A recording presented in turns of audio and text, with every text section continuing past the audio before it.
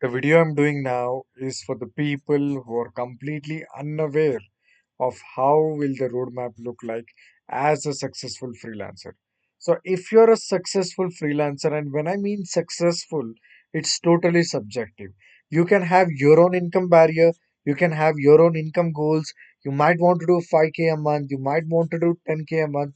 So when I talk about 10K, I meant in dollars. So because we're talking about a global thing here, so we're going to be talking purely on dollars. So anytime I mention a number, it will be in the dollars.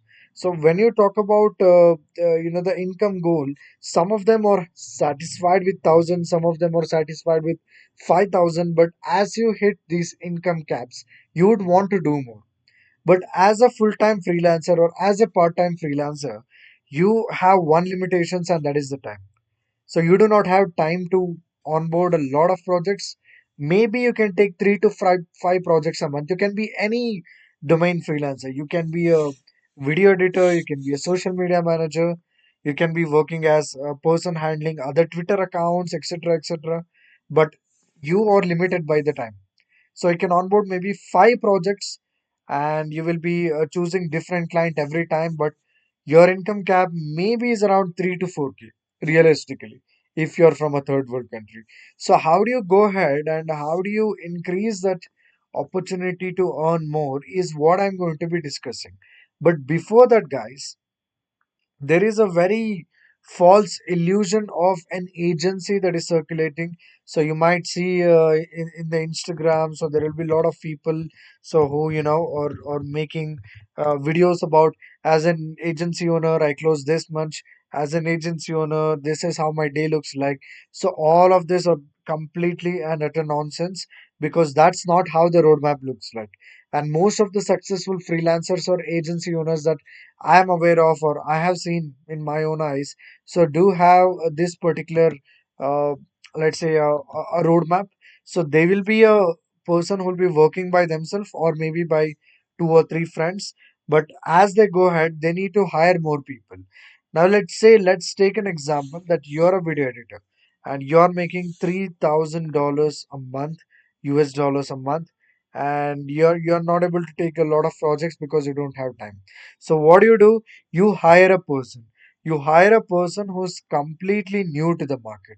The reason why I'm telling you to hire somebody who's completely new to the market or at very entry level stage is because if you hire experienced people, they would charge more from you. They would have their own requirements because they will be coming from their own expectations. They will be coming from their own way of editing the videos. It works in all the domain, by the way, and you wouldn't have time to make them unlearn the things and learn them. So get somebody who is absolutely interested, personally, or you trust him, or you believe that the person has potential, and you train them according to what you know, according to your style. And everybody has their own style.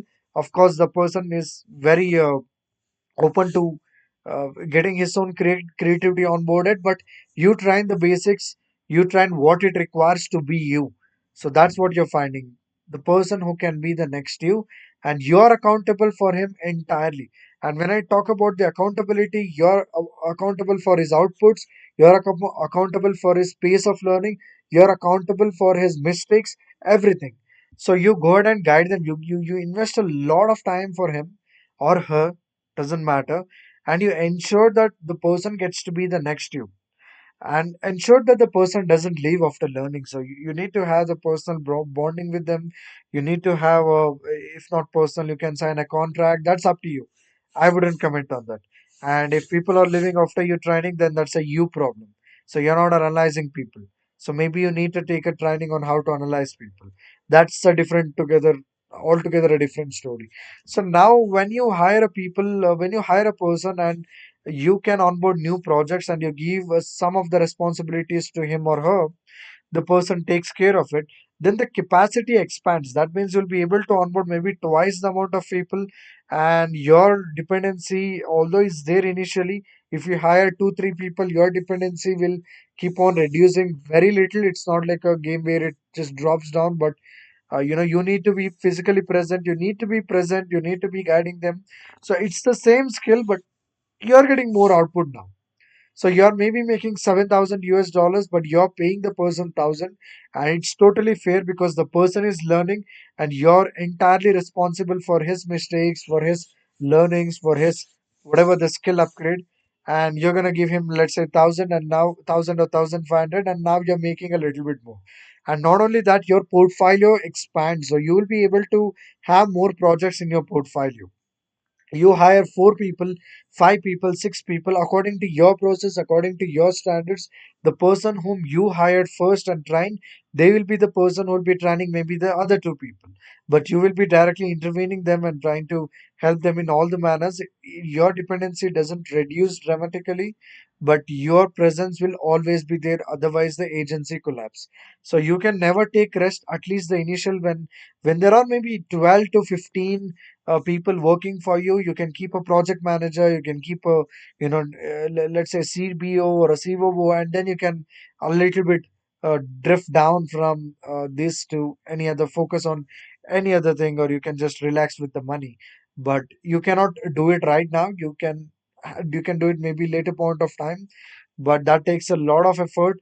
That takes tremendous amount of uh, like learnings from your mistakes, and you build a system, and your system works according to you. So you will be monitoring everything, but you will be the person who designs the system and designs the standard and designs the process. So there will be a small team of, let's say, 4 to 5 people, and you'll be making maximum 20,000 US dollars, and you will be keeping maybe 10,000 US dollars at max, and maybe more, a little bit more, maybe 12,000 or 13,000. But you're leading it, but the team is executing it. So you will be paying it accordingly, because you have built it, you have guided them, and everything is built by you. So that's how it works like. So agency will work when you are the person who will lead them. Agency doesn't work when you just announce that you're starting an agency and get more people. It collapses. None of the people who own a successful agency have started onboarding people and getting the clients like how you see on the Instagram. They themselves were hustlers. They did the things on their own, and they took more people and they guided them like how they raise a baby, they have to raise a team. You have to be always available. It doesn't work like Instagram stories where you get a team and you relax, you go on a yacht ride. It doesn't work like that. You have to be always available. And that's the toughest part.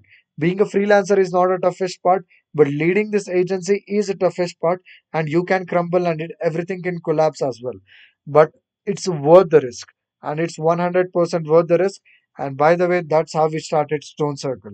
Stone Circle started with one man thing, it became a two man, it became a three man, and then everybody started training each and everyone whom they felt that they had potential, and we kept on doing it. And same happens now. We do the training, we provide the courses, because you won't learn it for free. We provide the courses, we nurture you, and we handpick the top performers, and we give them we give you our projects.